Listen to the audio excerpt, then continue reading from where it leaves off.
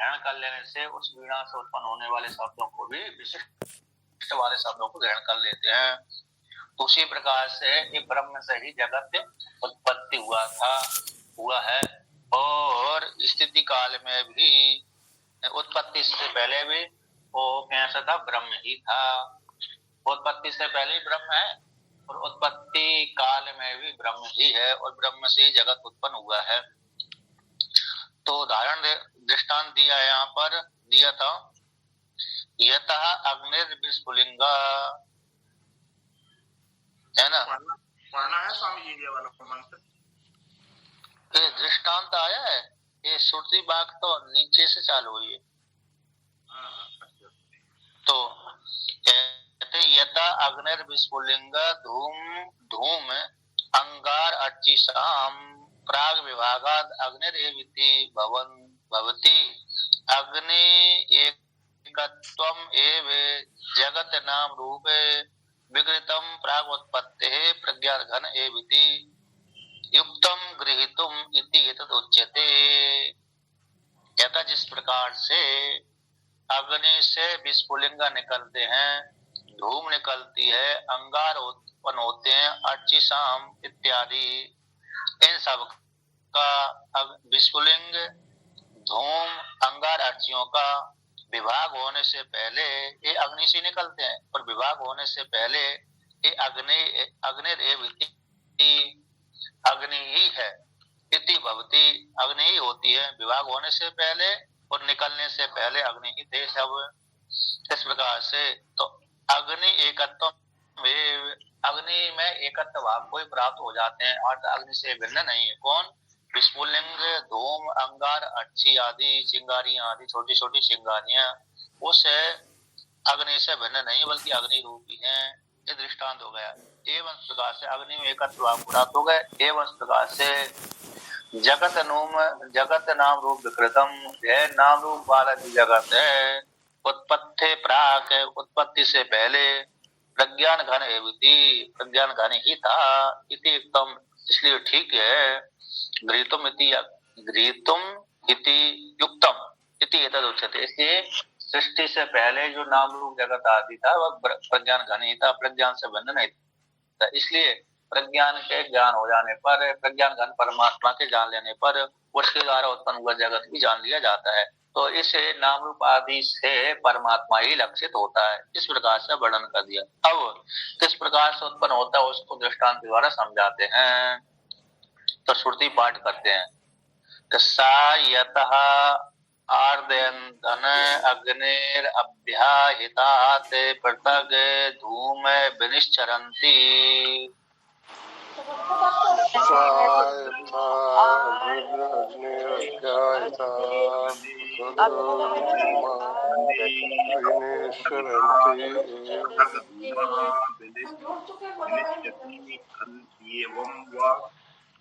एवं वा अरे अस्य महतो भूतस्य निश्वासितम् एतत् ऋग्वेदो यजुर्वेदः सामवेदो अथर्वाङ्गिरसः। एवं वा अरे अस्य महतो भूतस्य निश्वासितम् यजुर्वेदो सामवेदो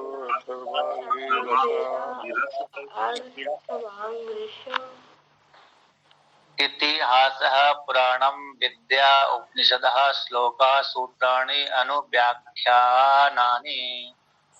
इतिहासः पुराणं विद्या उपनिषदः श्लोकाः सूत्राणि अनुव्याख्यानानि।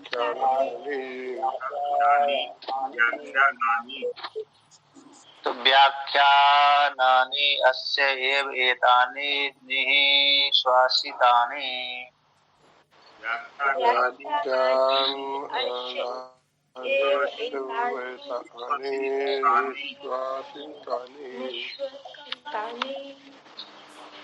तो यहाँ पर वर्णन करते हैं सा यथा, इस प्रकार से दृष्टांत है लोक में, जैसे आद्र ईद अग्नि, आद्रीनन यानी गीली लकड़ी है ना, कैसी है ये गीली लकड़ी है।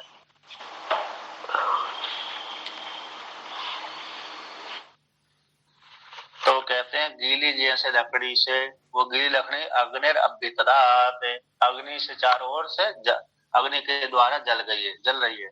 ऐसे जो गीली लकड़ी, उस गीली लकड़ी से तो प्रत्येक प्रत्येक धूमा बिन निश्चरंती, उससे गीली वाली लकड़ी जब लकड़ी में आग लग जाती है, उस लकड़ी से, लकड़ी के माध्यम से उससे पृथक पृथक धूम विष निश्चरंती, चारों तरफ से धूम निकलने लगती है। और धूम के साथ साथ फिर चिंगारियां निकलती हैं, फिर अंग और ज्यादा बढ़ती है तो अंगारे बन जाते हैं। तो जिस प्रकार से आद्रेन गीली होती है, ईदेन अग्नि, ईदेन लकड़ी वृद्धि है ना, तो जो गीली लकड़ी है, जब गीली लकड़ी में अग्नि चारों तरफ से पकड़ लेती है, अग्नि उस लकड़ी को चारों तरफ से घेर लेती है, तो जब घेर लेती है तो जब लकड़ी जलती है उस लकड़ी से फिर पृथक अलग है धूम है निकलने लगती है। दृष्टांत हो गया। अब दृष्टांत को दाष्टान को हटाते हैं। तो जिस प्रकार से गीली लकड़ी से धूम आदि निकलते हैं, उसी प्रकार से एवं उसी प्रकार से वायन भी निश्चित रूप से, अरे मैत्रेयी अस्य मैं तो भूतस्य, मैं तो अस्य परमात्मा,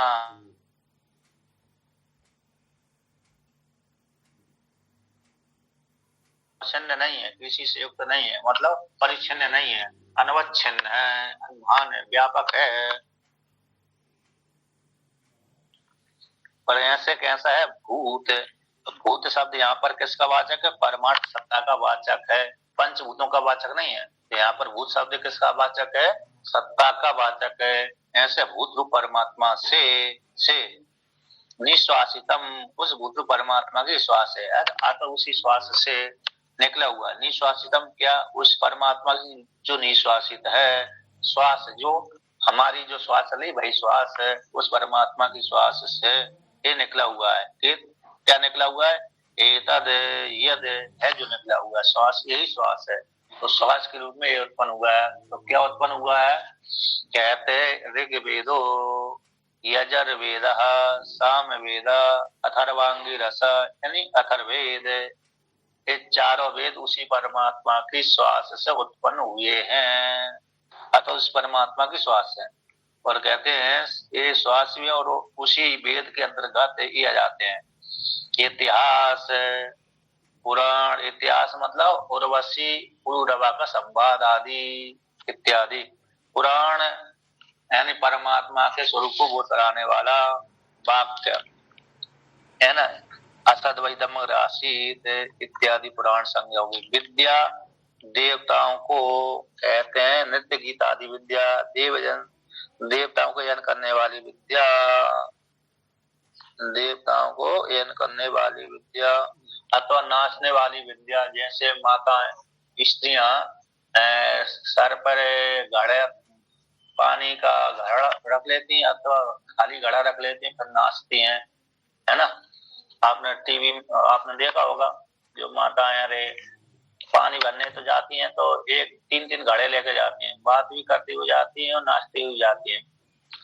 तो एक उनकी कला रहती है। उसी प्रकार से जैसे कहीं कहीं नृत्य में देखे 4-5 घड़े अपने सर के ऊपर रख लेती हैं, है ना, राजस्थान आदि में, तो वहां पर वो माता नाचती रहती हैं और उनके घड़े गिरते भी नहीं है, इतनी सजग रहती है, उनका ऐसा रहता, मतलब सावधानी रहती घड़ों के प्रति। तो नाचती भी रहती है, मटकती भी रहती है, लेकिन घड़े नहीं गिरते। तो जो विद्या है, तो उसको जो विद्या भी कहा है स्वामी जी, जाकी श्वास सहज सुतचारी, सो कौतुक भारी। जाकी श्वास सहज सुतचारी, जिसकी सांस सहज ही चारों वेद उद्भाषित होते हैं। तो सहज यही है, उसी परमात्मा के श्वास से ये निकले हुए हैं। तो इस प्रकार से तो विद्या शब्द का अर्थ है देव विद्या, यानी जो नृत्य गीत आदि हो गए। यहाँ पर वर्णन किया था, टिप्पणी का ने वर्णन किया था, जैसे माता है, अरे जलीय घट, जल वाला पात्र जो घट है, उस घट को सर पर रख करके नाचती रहती है। ये नाच का वर्णन मैंने किया था। तो मतलब राजस्थान में ज्यादा देखा जाता है। अब आगे वर्णन करते हैं उपनिषद। तो उपनिषद तो यही हो गए, आत्मा प्रिय है इत्यादि, ये महात्मा उपासिता उपनिषद हो गए। और कहते हैं श्लोक कौन हो गए, तो श्लोक हो गए अरे ब्राह्मण भाग, ब्राह्मण के मंत्र में आयु थे, जो संक्षेप से सूत्र है, मतलब अरे श्लोक आदि ब्राह्मण वाक्य में आए हुए श्लोक है। ऐसे व्याकरण उपनिषद में के जो ब्राह्मण वाक्य है, इस सारा उपनिषद दो प्रकार का भेद होता है, संहिता भाग और ब्राह्मण भाग। तो संहिता भाग रूप जो श्लोक है उसका व्याख्यान ब्राह्मण भाग होता है। जैसे ईशावास्य उपनिषद में मंत्र ही मंत्र है, वो संहिता भाग है, नहीं मंत्र भाग है। और बृहदारण्यक उपनिषद कैसा है, ब्राह्मण भाग है, उसी का व्याख्यान है। ईशावास्य उपनिषद का ही पूरा ये व्याख्यान है। तो जो गद्यवध होता है उसको ब्राह्मण भाग बोलते हैं, जो पद्यवध होता है उसको मंत्र भाग बोलते हैं। तो कभी कभी ब्राह्मण भाग में भी कभी कभी श्लोक आ जाते हैं, बहुत सी जगह श्लोक आ जाते हैं। तो वो श्लोक अथवा संक्षेप से सूत्र आ गए, वो सूत्राणी यानी सूत्र यानी संक्षेप से सूत्र है। सूत्र का अर्थ करते हैं संक्षेप वाले, छंदो सूत्राणी भवन्ति, संक्षेप से वर्णन करते उनकी, किंतु उनका अर्थ व्यापक होता है। उनका कैसा अर्थ कैसा होता है, व्यापक होता है। अनुव्याख्यासानि, व्याख्यान के पश्चात व्याख्यान, तो व्याख्यान कर दिया पहले सूत्र आदि के माध्यम से, पुनः उसका व्याख्यान कर दी, मंत्र का विवरण है अनुव्याख्यान हो गए। और व्याख्यान दूसरा बार व्याख्यान आ गया, एक बार अनुव्याख्यान हो गया, तो पहले मंत्र के द्वारा संक्षिप्त वर्णन कर दिया, फिर उसका विवरण कर दिया, तो अनुव्याख्यान ही होगी। अब फिर व्याख्यान क्या हो गया, अर्थवाद, अर्थवाद वाक्य, जैसे द्वाहा देवा प्राजापत्य इत्यादि संवाद, यानी जहाँ पर देव इंद्रियों में और ब्रह्मा जी में संवाद आया है इत्यादि वाक्य अर्थवाद कहलाते हैं। तो इस प्रकार से अर्थवाद मतलब आख्यायिका। जैसे इंद्रिय देवता में संवाद, यद्यपि इंद्रिय चेतन जड़ है किंतु संवाद को वर्णन कर दिया वहां पर, है ना, संवाद के रूप में। जैसे प्राण के साथ, प्राण का इंद्रियों को संवाद कह दिया, ये अर्थवाद वाक्य है। अर्थवाद है, अर्थवाद सामान्य होते हैं, सिद्ध वस्तु कथन करते हैं, भूतार्थवाद, गुणवाद और भूतार्थवाद, गुणवाद, गुणवाद होता है, अनुवाद होता है, गुणवाद, अनुवाद, भूतार्थवाद। अर्थवाद के तीन भेद हो जाते हैं। अर्थवाद मतलब आख्यायिका, चाहे इंद्रियों और प्राण को लेकर संवाद है, जो आख्यायिका है अर्थवाद है। यद्यपि इंद्रियों में कोई संवाद नहीं होता। अनुवाद और तीसरा क्या बताएं? भूतार्थवाद है, उसके भेद है। तो भूतार्थवाद मतलब परमात्मा, भूतार्थवाद सिद्ध वस्तु कथन करना, विरोध हो जाने पर गुणवाद हो जाता है, अनुवाद हो जाने पर लौकिक वस्तु को पुनः दोबारा कर वर्णन कर दिया अनुवाद होता है। जैसे अग्निर्हिमस्य भेषजम, अग्नि ठंड की ओर दी है, ये तो प्रत्यक्ष से ही सिद्ध है कि भाई ठंडी के काल में अग्नि सेवन करते हैं, सारी स्त्री पुरुष आदि जानवर आदि करते सेवन करते हैं, तो बताने की जरूरत है। तो श्रुति ने फिर बता दिया अग्नि ठंडी की ओर दी है, तो फिर वो उसको अनुवाद कह देते हैं। ये किस कोटि में जाएगा, अर्थवाद तो है लेकिन अनुवाद हो गया। गुणवाद, गुणवाद किसको कहते हैं, कहते हैं जहां पर विरोध हो गया, आदित्य यूपा, आदित्यो यूपा, तो यूप को आदित्य संज्ञा दे दी, यद्यपि उसमें चाकचक को देख करके, जैसे सूर्य भगवान चाकचक रहता है, उसी प्रकार से आदित्य जो यूप भी है चाकचक को लेकर के उसमें कल्पना कर दी। यद्यपि यूप है जो यज्ञ मंडप पे यूप बनता है ना, यानी केले का खंबा इत्यादि, जहाँ पर यज्ञ आदि होते हैं वहां पर मंडप आदि बनाते हैं, तो वहां पर जो लकड़ी आदि लगाते हैं केले आदि का, तो दूसरी लकड़ी लगाते हैं, कितनी सुंदर बना देते हैं जिससे चमकने लगता है। उसको लेकर के यू को कह दिया, मंडप आदि को ले दिया कि आदित्य है इत्यादि कल्पना कर दी, तो वो आदित्य तो नहीं हो सकता, तो गुणवाद हो गया। अब भूतार्थवाद क्या हो गया, सिद्ध वस्तु कथन, वज्र हस्त पुरंदरा, हाथ में इंद्र देवता वज्र उठाए खड़े हुए हैं। अब लौकिक वस्तु के द्वारा तो प्राप्त नहीं है, वेद के द्वारा प्राप्त हुआ, अब इसका वो ही नहीं है, ज्ञान अकेला करा रहा है, बोध करा रहा है, सिद्ध वस्तु को बोध करा रहा है, कोई विधि आदि नहीं है इसमें, तो सिद्ध वस्तु इसको कहते हैं भूतार्थवाद। उसी प्रकार से परमात्मा भूतार्थवाद है। परमात्मा कैसा है, भूत सिद्ध वस्तु का कथन करना, वेदों के द्वारा करना भूतार्थवाद में आ जाता है। परमात्मा शुद्ध वस्तु है। तो ये अर्थवाद हो गया। अर्थवाद अर्थ व्याख्यान अस्य वेदानि निश्रुतानि, ये सारे कैसे हैं, ये 8 ब्राह्मण हो जाते हैं। ब्राह्मण वाक्य के व्याख्यान है 8 प्रकार के वेद रूप से। अस्य इस परमात्मा के ये वेदानि निश्रुतानि, ये सारे परमात्मा के स्वासी हैं। इतिहास 1, पुराण 2, विद्या 3, उपनिषद 4, श्लोक 5, सूत्र 6, अनुव्याख्यानी 7 और व्याख्यानी 8, इनको 8 संज्ञा ले ली गई। ये आगे भगवान वास करेंगे अष्ट व्याख्यानानि, 8 प्रकार का वेद रूप से कौन, ब्राह्मण के, यानी ब्राह्मण भाग के व्याख्यान है। संहिता भाग, मंत्र भाग, तो मंत्र जैसे ब्राह्मण भाग व्याख्यान होता है, संहिता भाग को उसी प्रकार से इस प्रकार से व्याख्यान करता है ब्राह्मण, यानी श्रुति रूप ब्राह्मण है ना, यहाँ पर श्रुति रूप ब्राह्मण ये है यहाँ पर। अब भगवान भास्कर इसका व्याख्यान करते हैं। सा यथा आद्र ईद है अग्निर, यानी आद्रेर ईदो वीर इदो अग्नि, आर्द्र ईद अग्नि से तस्मत् अभ्याहितात् पृथक भूधूमः पृथक नाना प्रकारा धूम ग्रहणम विस्फुलिंगादि प्रदर्शनार्थम धूम विस्फुलिंगादयो विनिश्चरन्ति विनिर्गच्छन्ति। तो यहाँ पर करते हैं जैसे यथा आद्र गीली लकड़ी, जो लकड़ी उसमें अग्नि लग गई है, ऐसे आद्र ईद के द्वारा गीली लकड़ी में जो प्रदीप्त अग्नि है लग चुकी है ना। ईद इसके साथ गीली लकड़ी हो गई, आद्र गीली, ईद यानी ईद शब्द भी उसी में आ रहा है इनके द्वारा। तो आद्र ईदी लकड़ियों से युक्त जो अग्नि है, अग्नि लग गई, ईद यानी प्रकाशित दीप्त हो गए। अग्नि ऐसी जो जिस लकड़ी में आग लगी हुई है, गीली लकड़ी में जो आग लगी है उसको बोलते हैं आद्र ईद अग्नि। गीली लकड़ी वाली जो अग्नि है, उस अग्नि जब गीली लकड़ी वाली आग लग गई, उससे ऐसी गीली लकड़ी से, अग्नि से युक्त गीली लकड़ी से, अग्नि बिना अग्नि से युक्त गीली लकड़ी से कुछ निकलने वाला नहीं है ना। अग्नि से युक्त ही गीली लकड़ी होगी तब उससे निकलेगा। तो उससे अभ्यतात का अर्थ कर दी, यहाँ पर चारों ओर से जल गई है, चारों ओर से लकड़ी जल रही है, जब जल रही है तो उससे फिर जब लकड़ी जलती है, गीली लकड़ी, तो उससे चारों तरफ से धूम निकलती है। तो पृथक धूमा नाना प्रकार का धूम ग्रहणम उससे निकलने लगती है। ऐसे कुछ ऐसी लकड़ियां होती हैं उससे भयंकर ही धूम निकलती है, धुआं निकलता है। आपने देखा होगा है ना।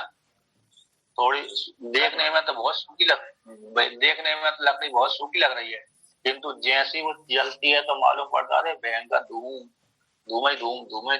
आंखें खराब, कभी कभी तो आंखों में आंसू आने लगते हैं। जो चूल्हे पर रोटी बनाते हैं स्त्री या पुरुष है, तब उनके लगते हैं जैसे कंडे आदि है। तो जब कंडे गाय के गोबर कंडा जलाएंगे, यदि भी सूखा है तथापि फिर भी उससे बहुत धूम निकलती है। तो कहते हैं उस प्रकार से गीली लकड़ी से धूम चारों ओर से पृथक नाना प्रकार की धूम निकलती है। धूम ग्रहणम यानी विस्फुलिंग आदि प्रदर्शन, जो धूम का ग्रहण यहाँ पर क्या किसके लिए है, विस्फुलिंग आदि प्रदर्शनार्थम, विस्फुलिंग आदि को प्रदर्शन करने के लिए है, अर्थात विस्फुलिंग आदि का ग्रहण होता है।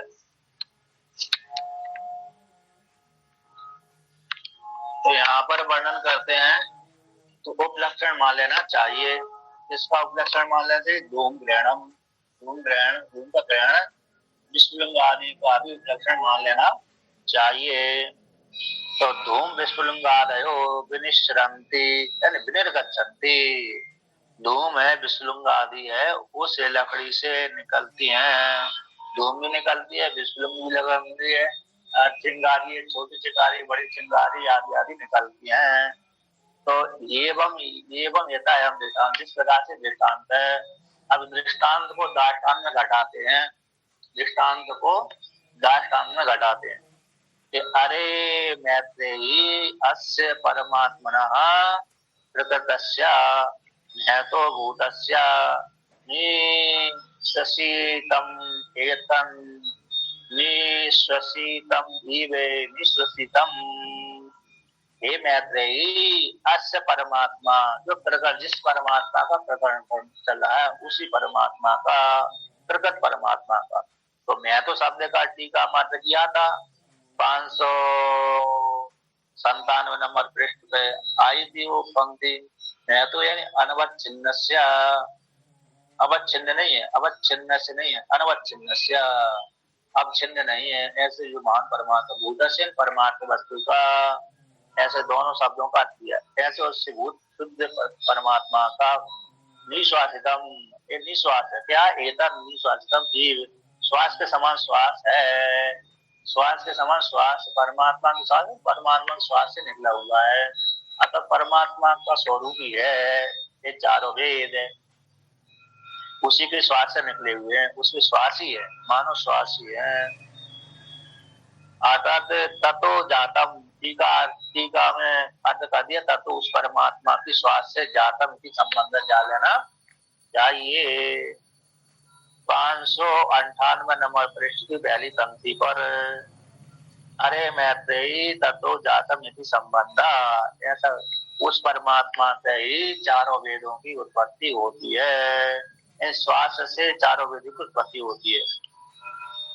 अब उसी को आकांक्षा पूर्वक विस्तार पूर्वक वर्णन करते हैं। तो यहाँ पर वर्णन करते हैं, कहते हैं कि यतः अप्रयत्नेन पुरुष निश्वासो भवति एवं व, अरे कहते हैं हे मैत्रेयी, जैसे बिना प्रयत्न के पुरुष की निश्वास निकलती है, हमको श्वास लेने में कोई नहीं प्रयत्न करने की जरूरत नहीं पड़ती, तो अपने आप निकलती रहती है। हाँ, जिसको दमा की बीमारी हो जाती है अंतिम काल में, तो उसको बड़ी कठिनाई होती है, कष्ट होता है, श्वास लेने में दिक्कत होता है। अथवा जो पहाड़ पे चढ़ता है तो व्यक्ति थोड़ा थकावट हो जाती है, किंतु सामान्य बैठा हुआ व्यक्ति श्वास बिना प्रयत्न की चलती रहती है, प्रयत्न करने की जरूरत नहीं पड़ती। तो जिस प्रकार से पुरुष की जो श्वास है बिना प्रयत्न की चलती रहती है, उसी प्रकार से बिना प्रयत्न की परमात्मा से वेदों की उत्पत्ति हो गई, उस श्वास से उत्पन्न हो गई। एवं बारे, अरे मैत्रेयी कहते हैं, किम किम तत्, क्या हुआ उस परमात्मा की निश्वास से, निश्वासतम ही वे ततो जातम, उस परमात्मा की निश्वास से ही चारों वेदों की उत्पत्ति हो गई, बिना प्रयत्न के ही, है ना, प्रयत्न करने की जरूरत नहीं पड़ी। प्रयत्न करेंगे तो कृति साध हो जाएगा, यूं कृति साध होते ही यत्गतम तदनित्यत्म, ये दोष भी आएगा। यहाँ पर वेदों को भी नित्य सिद्ध करना है। क्या करना है? यदि भी वेद परमात्मा श्वास उत्पन्न हुए, लेकिन तब तक वेद चरितार्थ है, जब तक ज्ञान करा करते फिर वेद भी कैसे हो जाते हैं, अपने आप में लीन हो जाते हैं, परमात्मा में लीन हो जाते हैं। क्योंकि परमात्मा को वेद एको हम अद्वितीय नहीं है, नाना किंचन स्तुति के द्वारा वर्णन करते हैं, उस परमात्मा को छोड़कर दूसरा कोई ये नहीं है। किंतु यदि वेद भी बना रहेगा तो फिर द्वैता पर बनी हो जाएगी, एको हम अद्वितीय श्रुति स्वयं बाधित हो जाएगी। इसलिए परमात्मा को वो करा करके स्वयं ही पर वो वेद भी कैसे हो जाते हैं, प्राप्त हो जाते हैं, परमात्मा में लीन हो जाते हैं। इसलिए यहाँ पर कहते हैं उसी को परमात्मा को, उससे परमात्मा उत्पन्न हुआ, उसी को विस्तार पूर्वक वर्णन करते हैं। क्या प्राप्त हुआ? उसी से उसकी जिस विचार से आत्मबोध होता है, प्रोत्साहनुभूति होती है, वह विचार भी समाप्त हो जाता है। हाँ, समाप्त नहीं होगा तो वो भी एक दोष ही है जी, है ना। जैसे एक उदाहरण आता है, निर्मली का पौधा है। हाँ, तो निर्मली का पौधा जल को जो दुर्गंध है आदि है, अथवा जो मल है, जल का मल, उसको शांत कर देता है। यदि निर्मली का पौधा भी यदि फिर नीचे नहीं बैठा तो वो भी एक कठिनाई है, वो भी कैसे है, एक कठिनाई है। तो उसको साफ करने के लिए दूसरा चाहिए, कोई सामग्री चाहिए, तो फिर तो ये अनवस्था दोष को प्राप्त हो जाता है। इसलिए निर्मली का पौधा गंदा जल को साफ कर देता है, जो स्वयं साफ करने के पश्चात स्वयं भी नीचे बैठ जाता है। जैसा लौकिक उदाहरण दूसरा, ये तो संस्कृत वाला हो गया, दूसरा लौकिक में तो कटहरी है ना। फिटकरी मान लो, फिटकरी के द्वारा अथवा जो ब्लीचिंग पाउडर डालते ना, जी अब ब्लीचिंग पाउडर इतना ज्यादा डाल देते पीने में खराब लगता है। जिनको ब्लीचिंग पाउडर वाला पानी पीने की आदत नहीं है तो उन लोगों को तो बहुत भयंकर खराब लगता है वो, है ना। देखा होगा आपने, अनुभव किया होगा। हमको तो खराब लगता है। हमारी तो जंगल पानी पीने की आदत है कि नहीं। बिना फिल्टर, जो फिल्टर वाला ही कोई घर में पानी पिला देता है ना, तो वो भी हमको खराब लगता है। तो अच्छा ही नहीं, स्वाद ही नहीं देता, क्योंकि हमको सीधा सीधा नीचे से निकला हुआ बिना फिल्टर वाला पानी जल हमको अच्छा लगता है। आदत ऐसी बनी, फिल्टर वाले जल की आदत बनी नहीं है हमारी, तो हमको तो फिल्टर वाले जल की पानी पीते हैं तो खराब सा लगता है। जैसे जो बिस्लरी आदि है ना, जो बाजार में बाटल के द्वारा पानी पीते हैं ना, उसका भी हमको खराब लगता है। तो जनरल पानी हमको अच्छा लगता है। तो इसके कहते हैं कि ये परमात्मा की श्वास है, परमात्मा की श्वास से उत्पन्न हुआ है। तो निर्मली का पौधा जैसे जल को साफ करके स्वयं भी बैठ जाता है, यदि नहीं बैठेगा तो वो भी एक कटला। उसी प्रकार से वेद भी परमात्मा को वो करा करके शांत हो जाता है, अर्थात फिर उसके लिए वेद वेद नहीं रहता, वेदा अवेदो भक्ति ऐसा आ जाता है बात। अब यहाँ पर वर्णन करते हैं, किंतु तब तक ज्ञान, जब तक ज्ञान नहीं होता, तब जब तक साधक को ज्ञान नहीं होता तब तक वेद कैसा होता, नित्य रहता उसके लिए। और वेद को प्रमाण करने के लिए, वेद को प्रमाणित होने के लिए किसी दूसरे को अवश्य, दूसरे ग्रंथ की आवश्यकता नहीं होती कि मैं हूं कि नहीं हूं, इस प्रकार से मैं प्रमाणित हूं कि नहीं हूं, इसलिए आप मेरा अनुमोदन कर दो, ऐसी वेद को आवश्यकता नहीं होती। किंतु स्मृतियों को, पुराणों को आवश्यकता होती है कि मैं प्रमाणित हूं कि नहीं हूं, उनको वेद की अपेक्षा होती है। और वेद को किसी दूसरे की अपेक्षा नहीं होती। जैसे हम है कि नहीं है, मैं हूं कि नहीं हूं, इसको जानने के लिए हम दूसरे किसी स्त्री को नहीं पूछते, अपने आप में जानते कि मैं हूं। उसी प्रकार से वेद भी अपने प्रमाण के लिए किसी दूसरे के पास में नहीं जाता, है ना। अंतिम प्रमाण है। हाँ, वेद ही प्रमाण है, मुख्य प्रमाण तो वेद ही है। वेद से जो बाहर जाता है वो अप्रमाणित हो जाता है। वेद के विरुद्ध जो चलता है, जो भी दर्शन वेद के विरुद्ध चलेगा वो अप्रमाणित हो जाएगा। ये वाक्य है, सिद्धांत है। जैसे कपिल स्मृति है, योग स्मृति है, नैयायिक आदि है, चार वाक्य है, बौद्ध है, जैन है, इत्यादि है। आगे लिखा, इत वेद बदंती न दंत कथा रवि आतप भिन्नम भिन्न जथा। ये वेद का कथन है, कोई दंत कथा नहीं है बोले।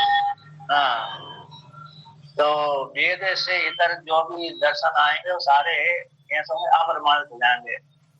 वे कहते हैं इनमें तो आस्तिक दर्शन वाले तो प्रमाण मानने चाहिए, हाँ, उतनी जगह तक प्रमाणित है जब तक वेद के साथ विरोध नहीं हो रहा। और जैसे वेद के साथ विरोध हो जाता है उस काल में वो भी अप्रमाणित हो जाते हैं। कहाँ पर विरोध कर लेते हैं, वेद के साथ विरोध हो जाता है अन्य दर्शनों का। जैसे बहुत आदि नास्तिक हो गए, वो तो ठीक है, किंतु कहते हैं जहाँ पर आस्तिक वाले दर्शन कहाँ पर वेद के साथ विरोध कर लेते हैं, आत्मा को अनेक मानने में, आत्मा को जो उन वादियों ने अनेक मान लिया, और आत्मा में सुख दुख मान लिया। नहीं जाए तो जैसे आत्मा में सुख दुख मान लिए, और अन्यों ने कुछ और भी आत्मा को भिन्न भिन्न करके मान लिया, पारमाणु से भिन्न भिन्न है। इतने साथ इसका वेद के साथ विरोध है। वेद कहता है आत्मा में सुख दुख भी नहीं है और आत्मा भिन्न भिन्न भी नहीं है। इस सिद्धांत के आगे आकर के वो अप्रमाणित हो जाते हैं दूसरे जो मत वाले हैं, है ना। और बाकी जो उपासना आदि है वेद के साथ विरोध नहीं करती, उस उपासना वह तो उस स्थान पर तो प्रमाणित मानते, उतने स्थान पर।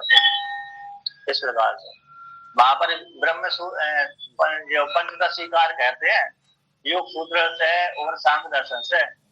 सांख्य दर्शन और योग सूत्र कहते जीववाद को छोड़ दे और योग दर्शन वाले ईश्वरवाद को छोड़ दे कि ईश्वर भिन्न है, जीव अलग है, और सांख्य दर्शन वाले प्रकृति को त्याग कर दे, प्रकृति करता है और जीव भोगता है, ऐसे इस मत को त्याग कर दें। प्रकृति करता है और जीव भोगता है, इस मत को, इस आग्रह को छोड़ दें। कौन छोड़ दें? सांख्य दर्शन वाले। और योग दर्शन वाले क्या छोड़ दें? ईश्वर है, अरे जीव है, और अलग जीव और ईश्वर अलग अलग है, इस मत को त्याग कर दे, बस दोनों हमारे एक ही हो गए, हम दोनों फिर वेदांती योग दर्शन वाले सांख्य दर्शन वाले एक हो गए। इस प्रकार से पंचदर्शिकार कहते हैं।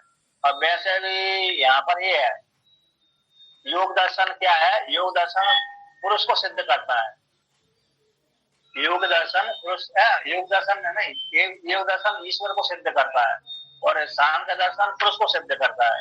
तो पुरुष में कुछ भी नहीं है, पुरुष है जीवात्मा में, और पुरुष में कुछ नहीं है जीवात्मा में, ये सांख्य दर्शन ने सिद्ध कर दिया। और योग दर्शन कर देता है, कहते हैं ईश्वर में कुछ नहीं है, तो इस प्रकार से वो योग दर्शन सिद्ध कर देता है। तो वेदांत क्या करता है कि दोनों को 80 पद के द्वारा जोड़ देता है। जो योग दर्शन ने ईश्वर को सिद्ध किया, सांख्य दर्शन ने जीव को जो सिद्ध किया, उसी को वेदांत 80 पद के द्वारा जोड़ देता है, तो हो जाता तत्त्वमसि। ठीक है ना, ऐसा पंचदशी ने सिद्ध किया है। हाँ, अब आगे चलते हैं। तो कहते हैं अब भगवान के श्वास से उत्पन्न हुए हैं, तो श्वास से उत्पन्न होने के पश्चात कहते हैं ऋग्वेदो यजुर्वेदा सामवेदो अथर्वांगिरसस् चतुर्वेदम मंत्र जातम। ये हो गया, ऋग्वेद हो गया। ऋग का नियत पाद अक्षर अवसान ऋग, ऐसा ऋग का लक्षण आता है। नियत पाद अक्षर अवसान ऋग, ये ऋग संग है। नियत पाद होते हैं, नियत अक्षर होते हैं, ऐसा अवसान वाला ऋग कहता है। यजुर्वेद कहते हैं, यजुर्वेद किसको कहते हैं, अनियत अक्षर पाद अवसान वाला यजु, जिसका नियत अक्षर नहीं है, कभी ज्यादा हो जाते कभी कम हो जाते हैं, लेकिन अवसान तो सभी का होता है अंतिम भाग, और इसको यजुर्वेद कहते हैं यजु। सामवेद किसको कहते हैं कि गीति प्रधान, गीति प्रधान सामवेद है। अथर्वांगी रस यानी अथर्वेद, इन तीनों में अंतर हो जाते हैं। अथर्वांगी रस यानी अथर्वेद का स्वतंत्र लक्षण नहीं बनाया, तीनों में ही अंतर्भूत हो जाता है अथर्वेद। लेकिन यहाँ पर चौथा वेद दिया अथर्वांगिरा से, अथर्वा नाम के अथर्वांगिरा से जो ऋषि हुई है उनके नाम से, अतः उनका नाम इसमें ज्यादा आया है, इसलिए अथर्वांगिरा से अथर्वेद है। अथर्वा ऋषि मुख्य भूमिका में, जैसे बृहदारण्यक उपनिषद है, अरे याज्ञवल्क्य के मुख्य भूमिका में, उसी प्रकार से अथर्वांगिरस नाम के ऋषि इस अथर्ववेद में मुख्य भूमिका में है। मुख्य रूप से उसी को निमित्त बनाकर वर्णन कर दिया, यद्यपि अरे इसीलिए उसको अथर्ववेद कह दिया, तो अथर्ववेद ही है ना। तो लेकिन वेद है, लेकिन उनके नाम से आख्यायिका दी है, जैसे बृहदारण्यक उपनिषद याज्ञवल्क्य के नाम से आख्यायिका है ना। तो उसी प्रकार से उनके नाम से ज्यादा मंत्र आए हैं, इसी उसका नाम वेद का नाम हो गया अथर्वांगिरस अथर्ववेद है। लेकिन इनका स्वतंत्र लक्षण नहीं है अथर्ववेद का, इसी तीनों में अंतर्भूत हो जाते हैं। इसलिए बहुत जगह आपने इस श्लोक पढ़ा होगा, जैसे दुर्गा सप्तशती का एक श्लोक है, विशुद्ध ज्ञान देहाय त्रिवेदी दिव्य चक्षुषे श्रेय प्राप्त निमित्ताय नमः सौमाधारण। त्रिवेदी दिव्य चक्षु, 3 वेद ही आते हैं, है ना। बहुत जगह 3 वेद का, 3 वेद मतलब 4 वेद का, गीता में भी तो 3 वेदों का वर्णन आया है। तीनों वेदों का वर्णन निश्चय गुण ने, मतलब जो 3 वेद हो गए, तो 3 वेद का अर्थ हो गया मतलब यही ऋग्वेद यजुर्वेद सामवेद। अथर्ववेद का नहीं है, वेद नहीं है, नहीं है वेद, उसी में अंतर्भूत हो जाता है, क्योंकि शास्त्रकारों ने तीनों वेद का लक्षण किए, चौथे वेद का लक्षण नहीं किए, उसी में अंतर्भूत हो जाता है। एक कहते हैं सारे कैसे मंत्र जातम, मंत्र समुदाय वाले हैं, 4 वेद जैसे मंत्र समुदाय, चाहे संहिता भाग हो चाहे ब्राह्मण भाग हो, मंत्र समुदाय वाले। अब इतिहास शब्द का लक्षण करते हैं। इतिहास किसको कहते हैं, इतिहास इति उर्वशी पुरुरवसो संवादादि उर्वशी अप्सरा इत्यादि ब्राह्मण वेद। तो इसका इतिहास में वेद में इसका लक्षण आता है, पुरुरवा उर्वशी संवाद है ना। जैसे पुराण में तो आते हैं चंद्रवंश का प्रथम राजा पुरुरवा कहलाया, जैसे बुद्ध का पुत्र है, चंद्रमा से बुद्ध पैदा हुआ, बुद्ध से पुरुरवा पैदा हुआ। अब पुरुरवा की पत्नी ये उर्वशी बनी, उर्वशी उस काल में श्रापित थी, तब इसकी पत्नी बनी थी। तो यहाँ पर इनका दोनों का संवाद पुराणों में बहुत अच्छी प्रकार से आता है। और वेद बद्रीनाथ में है, उर्वशी का मंदिर बना बद्रीनाथ में, वहाँ के जो गांव हैं 3-4 उनकी वो देवी है। देवी है ना, वो नारायण पर्वत के पास का वाला जो पर्वत है उर्वशी पर्वत कहलाता है। तो उस पर उर्वशी आती है ठंडी ठंडी काल में, सारे देवता आते हैं ठंडी काल में बद्रीनाथ में।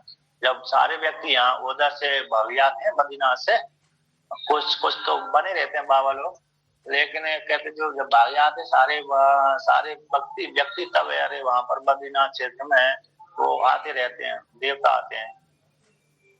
तो इस प्रकार से तो यहाँ पर कहते हैं इसका संवाद मतलब ये पुराण में तो आता ही है, वेद में भी आता है पुरूरवा और उर्वशी का संवाद।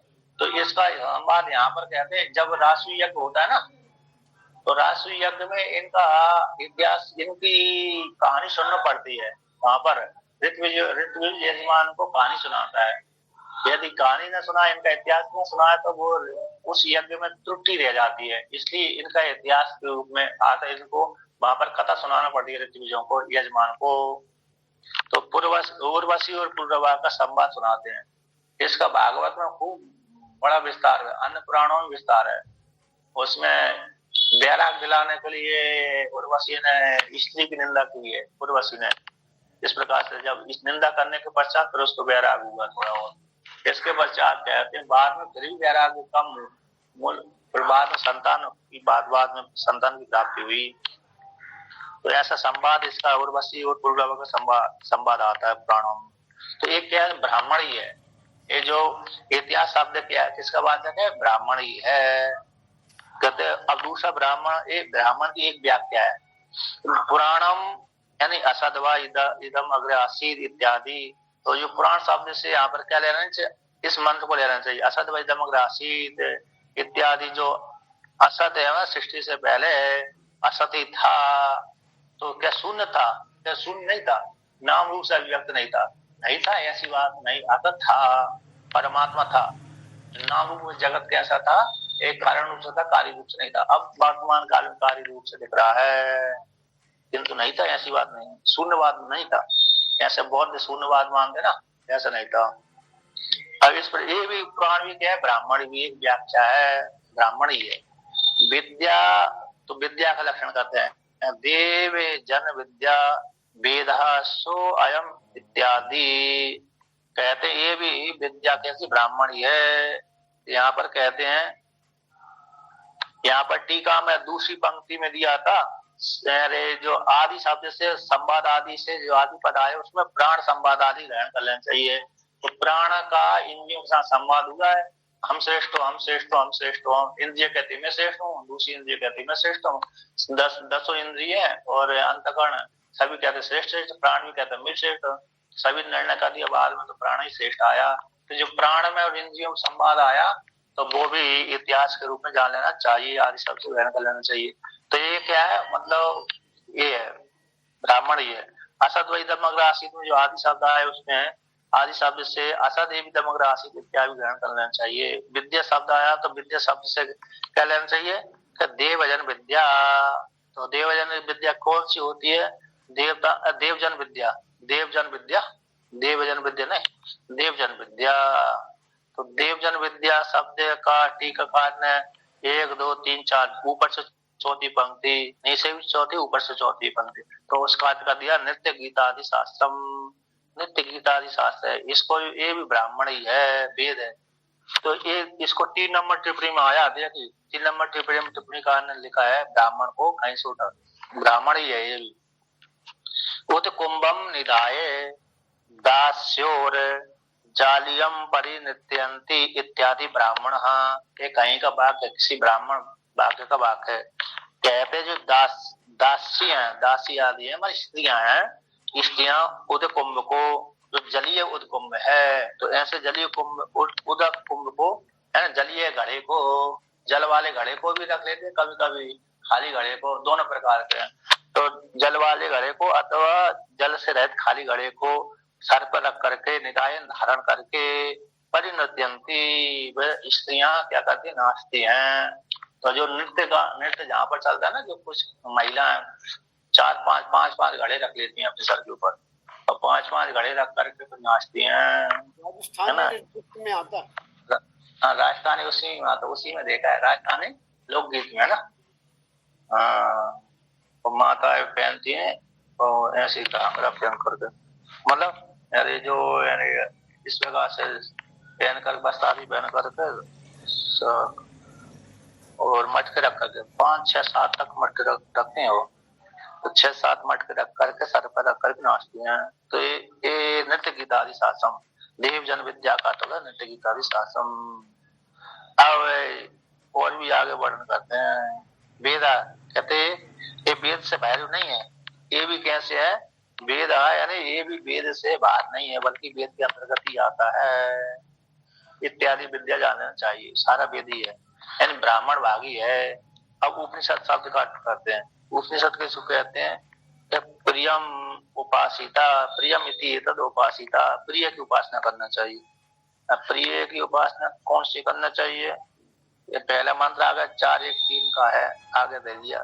तो प्रियम उपासिता, तो प्रिय आत्मा ही होती है, पुत्र भी है, पुत्र आदि की उपासना करते हैं, पत्नी की उपासना करते हैं, लेकिन उन सब में प्रिय तो आत्मा ही है, तो आत्मा की उपासना करना चाहिए।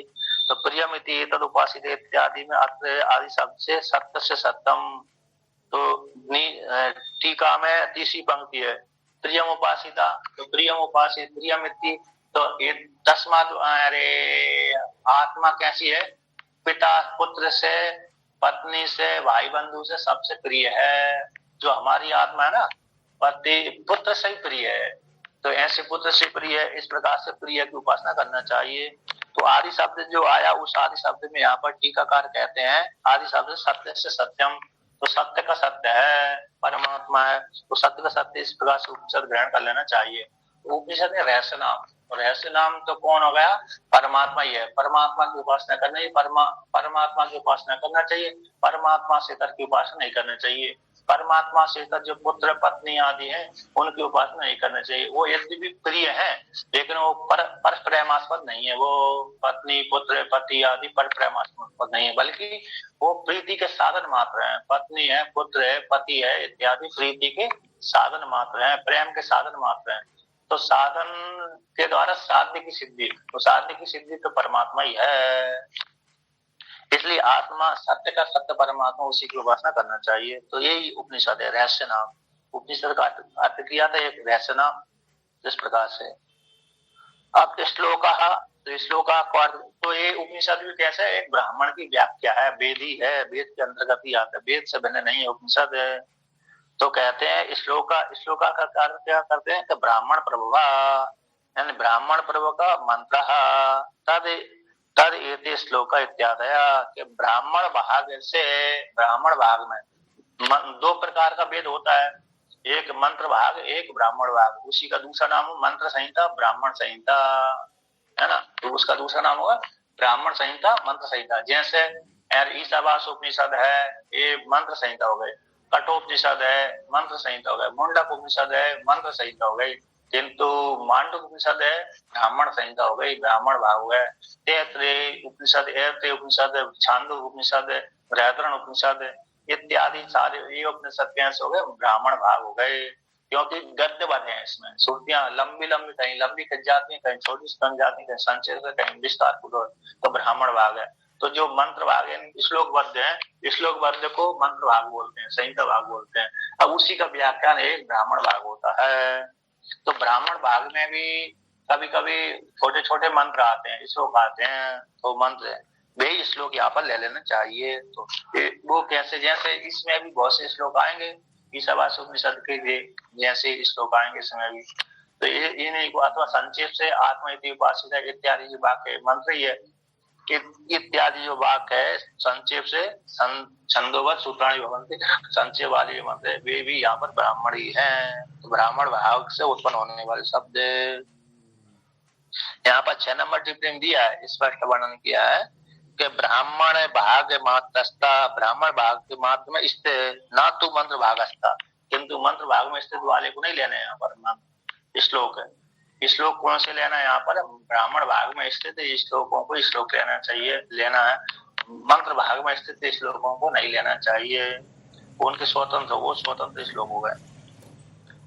तो सूत्राणी क्यों कहते हैं? सूत्राणी कहते हैं वस्तु संग्रह वाक्याणी वेदे वेद वेदे यथा आत्मा इति उपासिता इत्यादि ने। तो सूत्राणी सूत्र का अर्थ होता है संक्षेप। सूत्र का अर्थ क्या होता है? संक्षेप। छंदोबद्ध सूत्राणी भवन्ति। विद्या आदि वस्तु को संक्षेप प्रतिपादकानि। 7 नंबर टिप्पणी दिया है। विद्या आदि वस्तु के संक्षेप को प्रतिपादन वाक्य को सूत्र कहते हैं। तब वस्तु के संग्रह वाक्य को संक्षेप से कथन करने वाले वाक्य को सूत्र कहते हैं। तो वे भी वेद के अंतर्गत ही आते हैं। यथा जिस प्रकार से आत्मेति उपासिता, आत्मा की उपासना करना चाहिए। अब आत्मा की उपासना करना चाहिए, आत्मा उपासना के योग्य उपासना करना चाहिए, इस संक्षेप वाला वाक्य है, सूत्र भाग है। ऐसे सूत्र संक्षेप से वर्णन कर दिया। मंत्र भाग है, सूत्र भाग है। अब इसका विस्तार है, आत्मा को कैसे उपासना करना चाहिए, इस प्रकार करना चाहिए, उसका विस्तार हो गया, व्याख्यान हो गया कि आत्मा इसलिए उपासना करना चाहिए, सबसे प्रिय है। क्या पत्नी पुत्र की उपासना नहीं करना चाहिए? उनकी उपासना नहीं करना चाहिए, वो आत्मा नहीं है बल्कि गौण आत्मा है। वो तो आत्मा जो है मुक्त आत्मा यही है, इसी को उपासना करना चाहिए।